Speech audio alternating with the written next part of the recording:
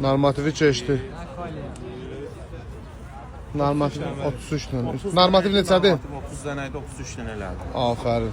Halaldır. Oruçlu oruç deyil müəllim. 50 dənə düşmüşəm. 50 dənə sən. 40 dənəliyim, 30 dənəlik düşmüşəm. Elə. Normativi keçə bilirsiniz hamınız? Hava müəllim, indi 30 dənə. 1, 2, 3, 4, 5, 6, 7, 8, 9, 10, 11, Amma maşallah baxıram hamı normativi keçir.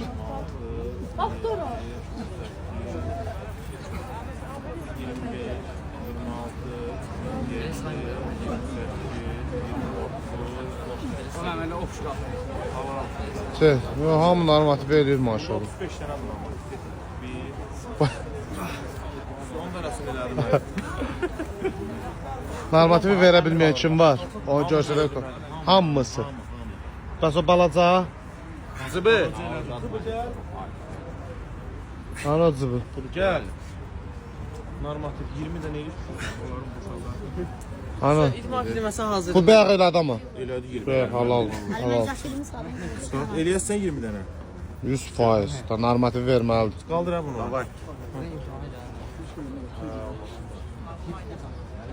Gəl elə. Bunun yaşı tapana hədiyyə düşür, hə müəllim?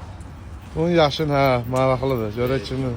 6, 7, 8, 9, Yox, elə 8. 10, 8-də oxuyur. 12, 13, 14, 15, 16, 17, 18, 19, 20, 21, 22, 23, 24, Ay malades. 25. Davay. Maşallah, maşallah. 27, 28, 29. 8 Aferin. yaşı var da. 8 değil. 8 ya 6'dır. 6. Neçə yaşın var ha? Sən uskala. 10 dənə. Aferin. Ben 11 yaş öğretmenim. Murat sen 200 tane eləyib tutarmamış. Davay gəlin ora. Halal olsun. Həm də oruz, mən oruz olsun. Oruç ha, oruç. Allah qəbul eləsin. Nəzərə almaq lazım. Aferin. Bir sal eləmirsən? Əlində ora çəksənsən. Mənim bir də bir Allah. sinirlər. Deyirlər müəllim orada 5 dəqiqə video atır. Video çox uzun olur müəllim. Ben kəsə yapmam müəllim. Mən bunun harasını kəsim? Burada hamı turnik eləyir. Kurus eləyir. Mən burada nə kəsim? Kazım elədin sən Kazım? Oradan halal olsun.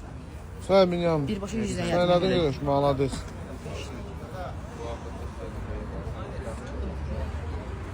Halal olsun Kolya.